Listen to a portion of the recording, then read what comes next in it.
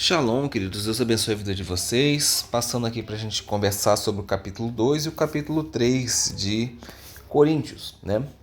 O capítulo 2 ele basicamente está falando ali, né, a respeito da sabedoria, de uma sabedoria secreta, né? Essa sabedoria secreta, que ele vai falar até o versículo 7, já foi discutida entre nós, né? Que é justamente de que o Messias viria, teria que morrer pelos nossos pecados e através dele a gente abriria a porta para os gentios, abriria a porta para os que não eram judeus estarem dentro do reino de Deus, fazendo parte da família escolhida por Deus, do povo escolhido por Deus. Então, daqui do versículo 1 até o versículo 7, basicamente ele vai falar a respeito disso, né?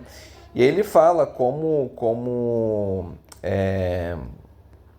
ele chegou até Coríntios, né? Que ele deixou de lado toda a sua sabedoria, né? Deixou de lado as coisas que, palavras, ele até usa aqui um termo, palavras, deixa eu pegar aqui para a gente ficar mais fácil. Palavras persuasivas de sabedoria, né? Mas ele chegou e foi conversar com os coríntios, utilizando o que a gente tem que usar mesmo como pregadores da palavra, que é o poder de Deus, né? É o poder de Deus, não é as nossas palavras, por mais bonitas que sejam, elas não convencem ninguém. Talvez podem emocionar um ou outro, e aquela pessoa até aceitar Jesus, mas aquela pessoa às vezes no dia seguinte já tá fora, entendeu? Porque foi movida pela emoção e não pela razão. O nosso culto ele é racional, o nosso culto a pessoa precisa entender, né? Entender quem é esse ser, entender quem é Jesus, entender a importância dele, entender a graça que ele trouxe, né? E aí ela toma a decisão consciente daquilo que ela está fazendo. O que acontece muito nos nossos cultos de domingo é que a gente trabalha muito a emoção das pessoas, né? E aí a pessoa chega lá, ela aceita Jesus porque ela às vezes está com um problema emocional, está com um problema em casa e às vezes é a porta de entrada para ela ter um conhecimento um pouco maior, né? Para que ela possa ter mais abertura para ouvir a palavra, né? Para que o Espírito haja sobre a vida dela. Mas muitas vezes ela saiu dali e acabou, tá? Não tem ninguém que acompanhe, não tem ninguém que veja, que auxilie, né? Que dê força para que se continue. Bom, então ele fala a respeito dessa sabedoria, né, que estava ali escondida, e a gente já tratou disso em outros vídeos, tá? E ele fala no versículo 8 também sobre os líderes do mundo, né? Aqui eu vou ler para vocês, tá assim, ó. Nenhum dos líderes deste mundo a entendeu, pois se eles tivessem feito, não teriam executado o Senhor de quem a sua glória flui, né? Então os líderes do mundo aqui tratam-se de romanos e judeus, tá? Não há separação não. Ali as duas lideranças, de certa forma, conduziram Jesus à cruz, tá? Bom, e ele vai falando a respeito da sabedoria de Deus, né? E aí ele termina dizendo assim: pois quem conhece a mente de Adonai, quem o aconselhará? Quem é capaz de conhecer a mente de Deus, né? Quem é capaz de dar conselhos para Deus? E aí tem uma história engraçada, né? Que o menino uma vez falou assim: ó, eu sou mais inteligente do que qualquer outra pessoa nesse mundo. Aí perguntaram para ele, mas como assim você é mais inteligente? É porque eu tenho a mente de Adonai, né? Eu tenho a mente de Deus. Eu compreendo a palavra de Deus porque o Espírito de Deus mora em mim e eu consigo compreender a palavra e isso me torna sábio. E aí a gente pode ver Davi falando isso em vários salmos, a gente pode ver Salomão falando sobre isso. Então, a gente se torna mais inteligente quando a gente conhece a palavra e pratica a palavra, né? E só o Espírito Santo pode nos ensinar, só o Espírito Santo pode nos dar esse caminho. A psique humana, ela não é capaz, porque ela vai esbarrar, entendeu? E muitas coisas vão ser consideradas para ela como, vamos dizer assim, no sense, né? Sem noção. Vai ter coisa que pela psique humana você vai falar, não, isso aqui não é possível. Isso aqui é loucura, isso aqui não pode ter acontecido, tá? Então, mas o Espírito de Deus nos revela isso. E aí eu avanço para o capítulo 3, e o capítulo 3, Paulo está tratando ali justamente da igreja de Coríntios, principalmente em relação à divisão que estava acontecendo ali, perdoe-me, que estava acontecendo ali por aqueles que se achavam que eram de Paulo, de Apolos, de Pedro, né? Havia uma divisão. E Paulo começa dizendo, olha que forte, né? Começa dizendo assim, ó: quanto a mim, irmãos, não lhes pude falar como pessoas espirituais, mas como a mundanos. Eu não pude falar para vocês como sendo vocês pessoas espirituais. Eu falei para vocês eram mundanas.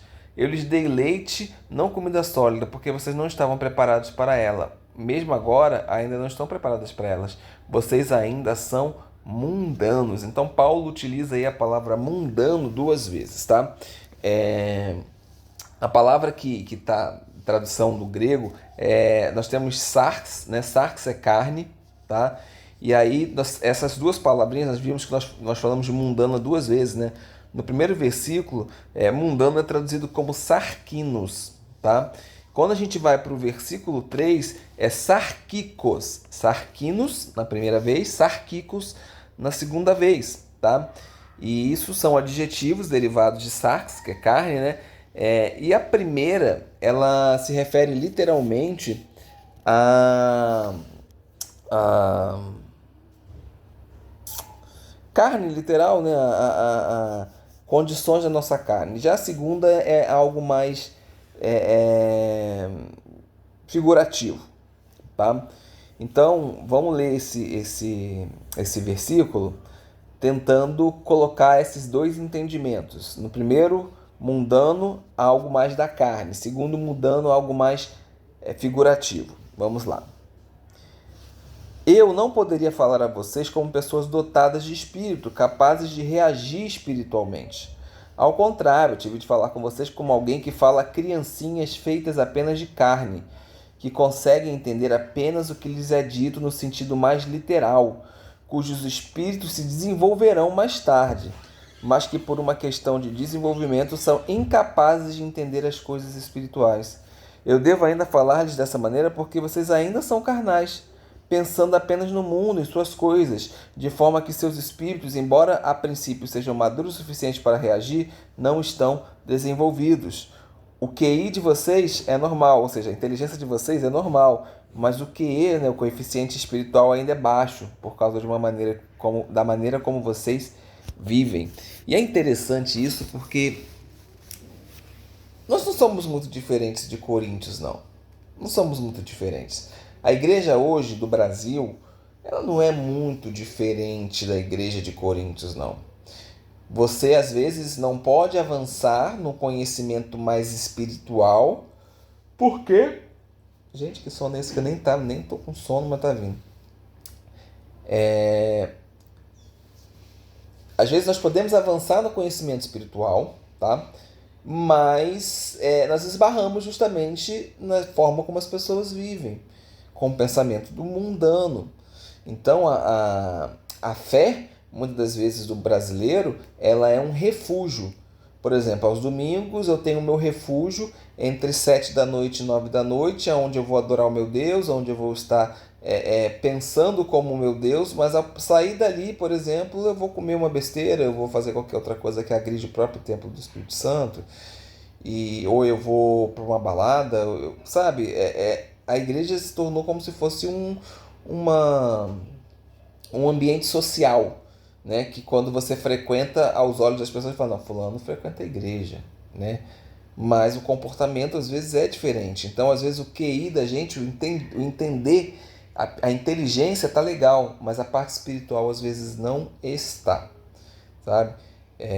Por isso que muitas vezes algumas pessoas vêm me perguntar algumas coisas, mas você falou aquilo e tal, aí a gente entra um pouco mais a fundo, mostra a palavra, a pessoa vai tentando entender, ela entende o que eu falei, mas ela fala assim, mas ainda não entrou na minha cabeça. Eu entendi, eu consigo reproduzir as bases do que você falou, mas não entrou na minha cabeça. Eu falei, porque você precisa querer, né? Você precisa querer, e eu não sou convencedor de ninguém. Quem convence é o Espírito Santo. Agora nós temos que permitir que o Espírito Santo age na nossa vida, né? Bom, do versículo 8 ao versículo 15, Jesus vai falar sobre o julgamento, né? O julgamento dos crentes, tá? Aqueles que confiam em Jesus, eles vão ficar livres desse julgamento dos incrédulos, tá? Daqueles que não creem em Jesus Cristo verdadeiramente, tá? Verdadeiramente, não é simplesmente eu acredito em Jesus e não vou passar, não. Aqueles que acreditam e se tornam discípulos dele, né? Agora, a recompensa que nós vamos ter no céu, ou no Éden, ou aqui na Nova Jerusalém, vão ser de acordo com as obras que eu produzi para o reino de Deus, tá? Então, as obras que você produz, elas vão, de certa forma, ser recompensadas, tá? E é interessante que no versículo 13 ele fala sobre o dia do julgamento, né, o dia de Adonai. O fogo, né, vai revelar quem é digno de permanecer no reino. Sabe o que eu imagino? Assim, claro, isso é uma imaginação, isso é só uma forma de você visualizar, tá? Eu imagino como se Deus soprasse um fogo nesse mundo todinho, uma bola de fogo que fosse passando de uma ponta a outra do mundo, assim. Quando chegou lá no final, vamos dizer que ele começou aqui na região ali do litoral do Pacífico, ali da América do Norte, ali pedaço da América Central e da América do Sul, mais pro lado do Pacífico, né? Ele vem, até chegar de novo no mesmo lugar, né? E aí, quando o fogo termina de passar, quem não é de Deus pereceu. Quem é de Deus permaneceu. Como se a gente tivesse uma capa que protegesse a gente do fogo, tá? Claro, isso é só uma visualização, é só para ilustrar, tá? Não estou dizendo que vai ser assim não, tá bom? Bom, e aí ele fala que nós somos o templo de Deus. Nós somos o lugar onde o Espírito de Deus vive, tá? E aí na compreensão judaica, Deus vive no seu templo, né? Na sua habitação, no local da sua Shekinah, no local do seu espírito, tá? Mas é interessante que a mulher samaritana ela vai falar que os judeus adoram em Jerusalém, né? Nossos pais adoram aqui no monte, em Samaria, né? E me fugiu a cabeça agora. É Baal? Me fugiu a cabeça agora. Mas Jesus diz que um dia todos irão adorar o Pai de forma espiritual e verdadeira, né? Em espírito e em verdade, lá em João capítulo 4.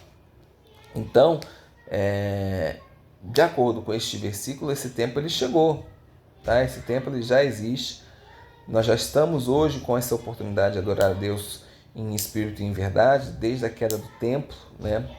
Na verdade, desde a subida de Jesus, a gente já pode pensar desta forma, mas ilustrando, depois da queda do templo, não tinha mais templo. Onde é que Deus iria morar, né? Então, só que aí fica parecendo que Deus foi despejado, né? Deus foi despejado. O templo caiu, Deus foi despejado, agora vai morar no coração dos crentes. Não.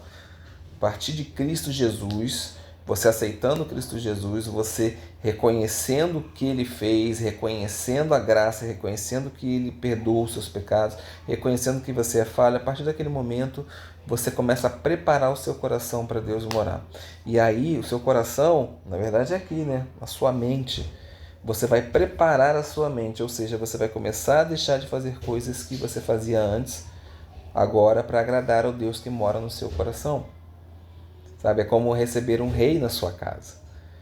Se você hoje recebesse, se você pegasse hoje o presidente da República, por exemplo, o presidente da República nesse momento é Luiz Inácio Lula da Silva. Eu particularmente sou contra o seu governo, sou contra a ideologia que ele segue, né, e votei no outro candidato. Mas se hoje o presidente da República viesse na minha casa, eu iria fazer o melhor que eu pudesse para ele poder comer aqui na minha casa. Eu iria procurar uma comida de qualidade, eu ia comprar uma carne de qualidade, entendeu? Eu iria preparar a casa, de repente fazer uma limpeza mais especial e de repente colocar mais ar-condicionado, que em Manaus é quente, sabe, para receber o presidente da República, né? Agora, Deus quer morar no seu coração. Como você vai receber Deus? Será que você não vai querer fazer uma limpeza? Será que você não vai querer mudar? Será que você não vai querer fazer tudo para agradá-lo? Essa é a questão. Essa é a maneira como nós devemos pensar, tá? Paulo, no capítulo 6, também vai falar a respeito do templo, né? Do nosso corpo ser o templo do Espírito Santo, corpo físico mesmo, tá? Aqui nessa primeira passagem é algo mais espiritual mesmo, mas ele vai também abordar como corpo físico. Então, que a gente comece a pensar, porque a igreja de hoje é a divisão, gente. Ah, eu sou batista, eu sou presbiteriano, eu sou católico, eu sou judeu. Tudo bem. É a maneira de você pensar e de você interpretar o conhecimento bíblico. Mas por que a gente briga? Não tinha necessidade de a gente estar brigando, discutindo, nem apontando o dedo, sabe? A gente comete erros terríveis.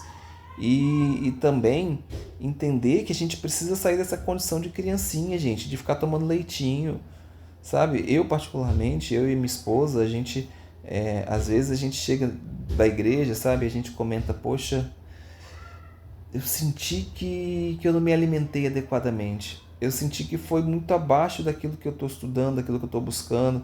Minha esposa lê muitos livros, eu estou sempre lendo também.